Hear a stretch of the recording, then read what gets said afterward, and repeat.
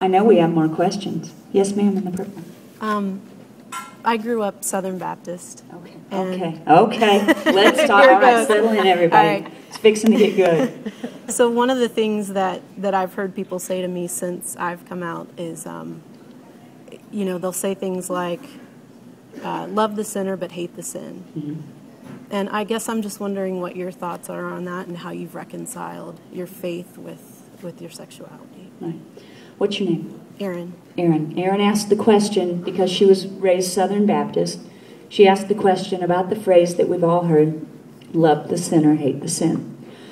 And she's asked how I reconciled that and what my thoughts are on that. It has been my experience, and I can't speak for all religious people, and I'm not a Southern Baptist, but as a Christian, and my experience has been, there sure are a lot of us gays out there, aren't there? Mm-hmm.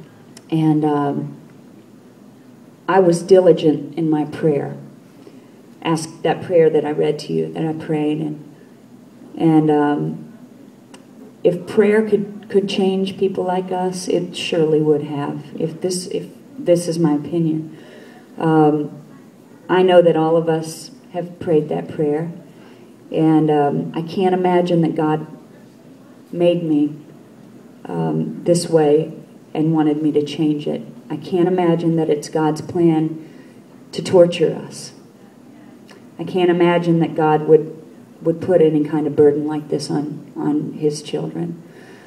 I understand that we want to, when a young person is sitting in the pew of a church, we want to tell them, try not to be a shoplifter, try not to be a drunk, try not to beat your neighbor up. But these are decisions that are made at a crossroads, and they're, you have a decision to make a choice to make a good decision or a bad decision. And I am a sinner because I gossip, and I've made bad decisions in my life, and I'm vain, and I've been greedy before, and God knows I'm a sinner. But the things that we cannot change, what are you going to do? And I'm so lucky that by the time I was that little girl ordering Salisbury steak, I really, really had a fundamental understanding that God was saying, no, you're cool. You're cool. For that, I am most thankful. Out of everything in my life, the gifts I've been given, the relative health I have, the talents that I have, I'm most thankful that I wasn't riddled with fear of being gay after that. My torture of being gay was because I hid, and because I didn't think I could satisfy my dreams of being country music, and I was afraid of being bullied in my world. I really believed that God was saying, no, you're okay. Not only are you okay, but I want you to stand up and tell the world who you are.